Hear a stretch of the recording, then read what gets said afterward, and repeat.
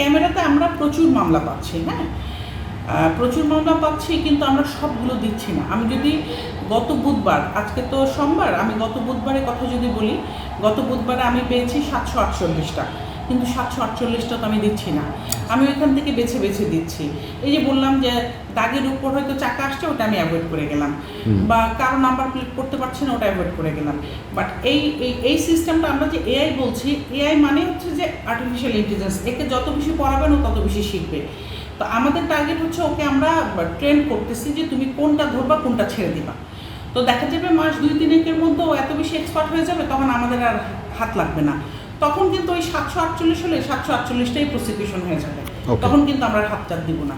But এখন আমরা ওই যে লোকজন বলতেছে যে আমরা জানি না, হুট করে চাপাইতে হয়েছে, এই জন্য আমরা ছোট করে দিচ্ছি যে তোমরা এখন থেকে প্র্যাকটিসে চলে আসো, যে তোমার 100% ট্রাফিক মেনে চলতে হবে। প্রতিটা রাস্তায় আপনি দেখবেন যে রোড মার্কিং থাকে, কোথায় জেব্রা ক্রসিং সেখানে একটা দাগ দেওয়া থাকে, কোথায় স্টপ লাইন, কোথায় ইউটার্ন।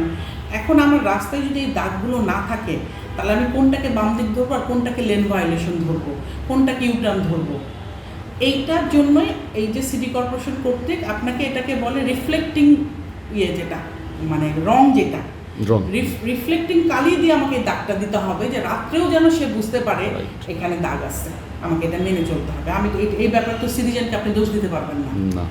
তো এই জন্যই আমরা বললাম যে এই রোড মার্কিংটা আমাদের জন্য খুবই জরুরি হয়ে এখন দাঁড়িয়েছে। দুটো জিনিস, একটা হচ্ছে সিগন্যাল বাতি আর একটা হচ্ছে রোড মার্কিং। আমি যেরকম সেদিন দেখতেছি যে কাকরাইল মসজিদের সামনে ওই বাম লেনটা সবাই ব্লক করে রেখে দিচ্ছে, যাবে সোজা। তা আমি ওইখানে একটা ক্যামেরা লাগিয়ে দিচ্ছি, দিয়ে ক্যামেরাকে বলেছি তুমি এটা বাম লেন বানাই না, দিয়ে ওইটা দিয়ে আপাতত চালাইতেছি, যে ওইখানে যেটা সিগন্যাল থাকতো, বাম লেনটা ভালো মতো বলা থাকতো, তাহলে ওই কাজটা আমার জন্য আরও সহজ হয়ে যেত। জ্যাম লাগার আর একটা বড় কারণ আপনি সত্যি বলছেন, সেটা হচ্ছে যেখানে সেখানে গাড়ি থামায় যাত্রী ওঠানামা করা। তা আমরা নেক্সটে যে লজিকটা দিব সেটা হচ্ছে বাস স্ট্যান্ড ছাড়া যাত্রী উঠাইতে পারবে না, যাত্রী নামাইতে পারবে না।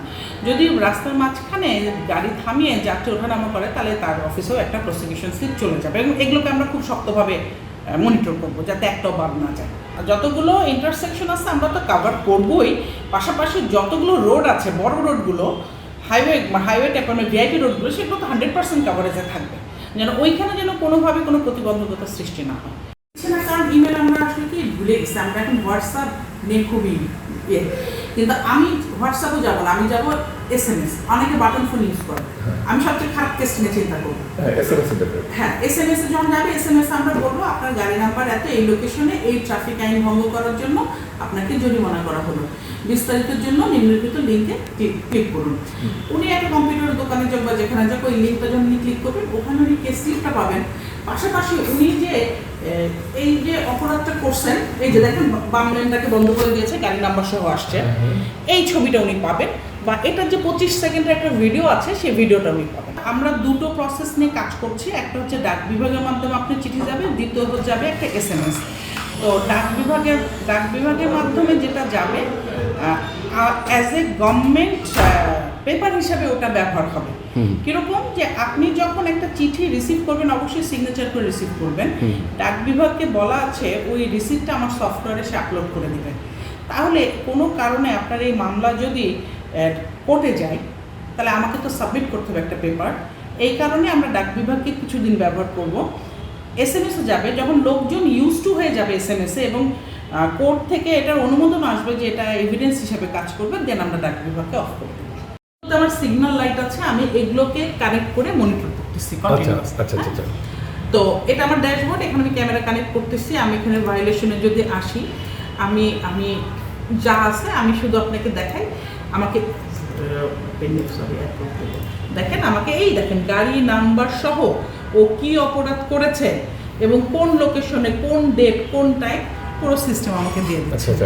এই যে এইভাবে আমরা এইভাবে পাচ্ছি, এবং এইটা থেকে আমরা এটার সঙ্গে কিন্তু BRT আমার কানেক্টিভিটি আছে। BRT আমরা যখন গাড়ি নাম্বার দিচ্ছি, ওনারের নাম, ঠিকানা এবং ফোন নাম্বার পেয়ে যাচ্ছি আমরা। ডাক বিভাগের মাধ্যমে ওনাকে চিঠিটা দিচ্ছি।